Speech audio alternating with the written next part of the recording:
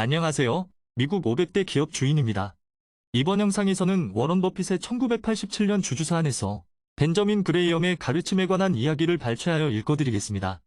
하락장에서 멘탈 관리용으로 동화책 오디오북 읽어드린다는 생각으로 만들었습니다. 끝까지 들으시고 멘탈을 다잡으시기 바랍니다. 구독과 좋아요는 영상 제작에 큰 힘이 됩니다. 찰리와 나는 보통 주를 살 때마다 비상장 회사를 산다는 생각으로 주식을 삽니다. 우리는 사업에 대한 경제적 전망, 경영진 그리고 우리가 지불해야 하는 가격을 살펴봅니다. 우리는 언제 얼마에 팔지는 생각하지 않습니다. 사실 우리는 회사의 내재 가치가 만족스러운 속도로 증가한다고 예상되는 한 주식을 무기한 보유할 용의가 있습니다. 투자할 때 우리는 자신을 기업 분석가라고 생각합니다. 시장 분석가도, 거시경제 분석가도, 심지어 증권 분석가도 아니죠. 우리의 투자 방식은 시장이 활발한 시장에서 유리합니다.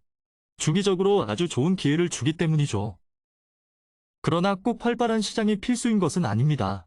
월드북이나 페카이머의 주가가 매일 나오지 않아도 되듯이 우리의 보유주식 거래가 장기간 중단되어도 걱정하지 않습니다. 결국 투자 실적은 우리가 보유한 기업의 실적에 따라 결정될 것입니다. 전체를 보유하든 일부를 보유하든 말이죠. 나의 친구이자 스승인 벤저민 그레이엄은 나의 투자 성공에 가장 큰 도움이 된 시장을 바라보는 멘탈을 가르쳐 주었습니다. 벤저민 그레이엄은 시장을 미스터 마켓이라는 아주 인싸인 친구에 비유합니다. 그 친구는 당신의 사업 파트너죠. 틀림없이 미스터 마켓은 매일 찾아와 당신의 지분을 팔거나 자신의 지분을 사라고 하면서 가격을 제시합니다. 둘이 함께 경영하는 사업이 안정적인데도 불구하고 미스터 마켓의 견적은 그렇지 않습니다. 안타깝게도 이 불쌍한 친구는 치료할 수 없는 정신질환에 걸렸습니다.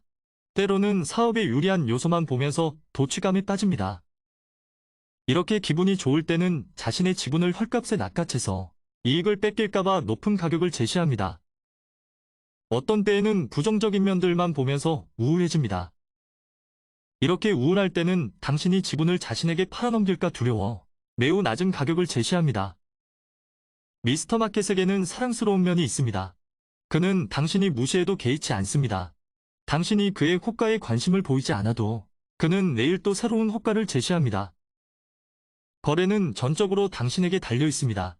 이런 조건에서는 그의 조울증이 심할수록 당신에게 유리합니다. 그러나 무도회에 간 신데렐라처럼 당신에게도 주의사항이 하나 있습니다.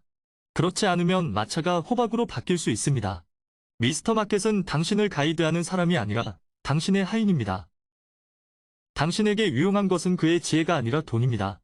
그가 어느 날 어리석은 모습으로 나타나면 그를 무시해도 되고 그를 이용해도 되지만 그에게 휘둘리면 재난을 당하게 됩니다. 사실 당신이 미스터 마켓보다 사업을 훨씬 잘 이해하고 평가한다고 확신하지 못한다면 그와 거래해서는 안 됩니다. 포커에 이런 말이 있습니다. 30분 동안 포커를 하고서도 누가 호구인지 모른다면 자신이 호구인 것이다. 벤저민 그레이엄의 미스터 마켓 비유는 대부분의 전문가와 학자들이 효율적 시장, 다이나믹 헤징, 베타를 논할 때 너무 시대에 뒤떨어진 느낌처럼 보일 수 있습니다. 그들이 이런 분야에 관심을 가지는 것도 이해는 됩니다. 신비로운 기법들이 투자 조언을 업으로 하는 사람들에게는 확실히 가치가 있기 때문입니다. 결국 아스피린 2알 드세요 라고 말하면서 부와 명성을 쌓는 주술사가 있을까요? 투자 조언을 듣는 사람들에게 시장의 비밀이 가치가 있느냐는 다른 이야기입니다. 내 생각에는 투자 성공은 신비한 공식, 컴퓨터 프로그램, 주식과 시장 가격에서 나오는 번뜩이는 신호로 이루어지는 것이 아닙니다. 투자자는 좋은 비즈니스 판단력과 시장을 휘젓는 심리에 휩쓸리지 않는 능력으로 성공할 수 있을 것입니다. 나는 시장 심리에 휩쓸리지 않으려고 노력하면서 벤저민 그레이엄의 가르침을 마음 깊이 새길 수 있었습니다. 벤저민 그레이엄의 가르침에 따라 찰리와 나는 일간 또는 연간 주가가 아닌 운영 실적을 보고 우리의 투자가 성공적인지 판단합니다. 시장이 당분간은 사업의 성공을 무시할 수 있지만 결국 확인해 줄 것입니다. 벤저민 그레이엄이 말했습니다. 시장은 단기적으로 투표 기계와 같지만 장기적으로는 저울과 같다. 기업의 내재 가치가 만족스러운 성장률을 보인다면 기업이 얼마나 빨리 인정받는지는 중요하지 않습니다. 사실 늦게 인정받는 것이 유리합니다. 더 싸게 살 수 있기 때문이죠. 물론 기업이 내재 가치보다 더 높게 평가될 때도 있습니다. 이런 경우 우리는 보유 주식을 팔 것입니다. 때로는 우리가 더 저평가되거나 더 잘 이해한다고 믿는 주식을 취득할 필요가 있어서 공정하게 평가되거나 심지어는 저평가된 주식도 팔 때가 있습니다.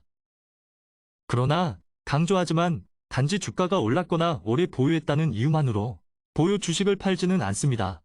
물론 월스트리트의 격언 중 가장 바보 같은 것은 익절은 항상 옳다일 것입니다.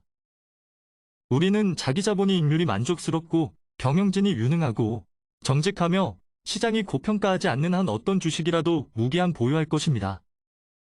우리는 미국 500대 기업의 주인입니다. 우리가 보유한 500개 기업들은 ROE가 만족스럽고 경영진이 유능하고 정직합니다. 고평가 여부는 알 수 없지만 무기한 보유할 겁니다. 오늘 영상 여기서 마치겠습니다. 감사합니다.